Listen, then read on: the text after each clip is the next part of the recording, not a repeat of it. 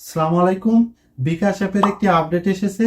এই আপডেটে কিন্তু বিকাশ অ্যাপের থিম, আইকন সহ 4টা বড় ধরনের আপডেট এসেছে। তো এই আপডেটগুলো কিন্তু আমার কাছে অনেক বেশি সাজানো গোছানো, ডাইনামিক এবং ইউজার ফ্রেন্ডলি মনে হয়েছে। তো কি কি সেই আপডেট, আজকের এই ভিডিওতে আমি এই বিষয়টি দেখাবো। তো আশা করছি ভিডিওটি না টেনে সম্পূর্ণ দেখবেন এবং মূল ভিডিও যাওয়ার আগে অবশ্যই ভিডিওতে একটি লাইক করবেন এবং যারা এখনো চ্যানেলটি সাবস্ক্রাইব করেননি তারা অবশ্যই চ্যানেলটি সাবস্ক্রাইব করে সাপোর্ট দিবেন।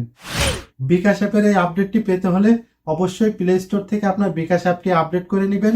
সর্বপ্রথম বিকাশ অ্যাকাউন্টটা লগ ইন করে নিচ্ছি। তো দেখেন বিকাশের যে ইন্টারফেস সেটা কিন্তু পুরাটাই চেঞ্জ হয়ে গেছে। তো আগের থেকে কিন্তু এটা দেখতে অনেক সুন্দর এবং গোছালো। তো দেখেন এটা কিন্তু আগে এমন গোছালো ছিল না, কিন্তু বর্তমানে এটা কিন্তু অনেক গোছালো।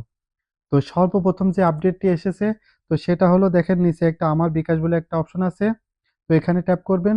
তো এখানে ট্যাপ করার পর কিন্তু আপনি এখানে এই তথ্যগুলো দেখতে পারবেন, যে এখানে একবারে আপনার প্রিয় নাম্বারগুলো দেখতে পারবেন, আপনার প্রিয় এজেন্ট দেখতে পারবেন, তারপর আপনি কোথায় বিল পরিশোধ করেন সেটাও দেখতে পারবেন, আপনার ব্যাংকের তথ্য দেখতে পারবেন।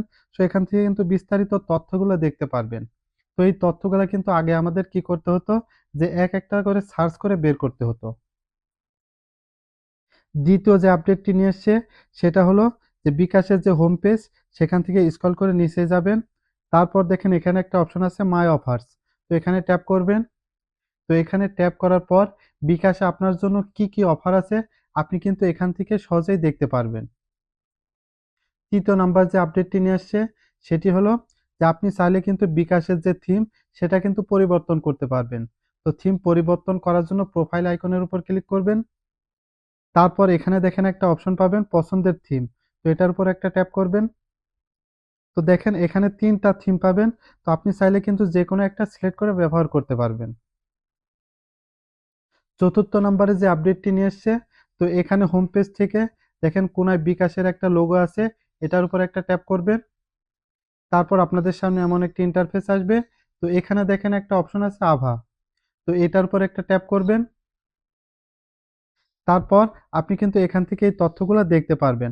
অর্থাৎ আমরা সচরাচর যে সমস্যাগুলোয় পড়ি বা আমাদের যে তথ্যগুলোর দরকার হয়, এখানে দেখেন কিন্তু সেই তথ্যগুলো দেওয়া আছে। সেই প্রশ্ন দেওয়া আছে। তো আপনি এটার উপর ট্যাপ করলে কিন্তু সরাসরি লাইভ সাইটের মতো এখান থেকে কিন্তু আপনি আপনার তথ্যগুলো জেনে নিতে পারবেন। তো এটা কিন্তু অনেক ভালো একটা দিক। বিকাশের এই নতুন আপডেটটি কেমন লাগলো অবশ্যই কমেন্ট বক্সে জানাবেন এবং ভিডিওতে একটি লাইক করবেন। আজকের এই ভিডিওটা এই পর্যন্তই। তো বিকাশ অ্যাপের এই আপডেটগুলো আপনার কাছে কেমন লাগলো অবশ্যই কমেন্ট বক্সে জানাবেন এবং ভিডিওতে একটি লাইক করবেন এবং যারা এখনো চ্যানেলটি সাবস্ক্রাইব করেননি তারা অবশ্যই চ্যানেলটি সাবস্ক্রাইব করে সাপোর্ট দিবেন। দেখা হবে আগামী নতুন কোনো ভিডিওয়। সেই পর্যন্ত সবাই ভালো থাকবেন, সুস্থ থাকবেন। আসসালামু আলাইকুম।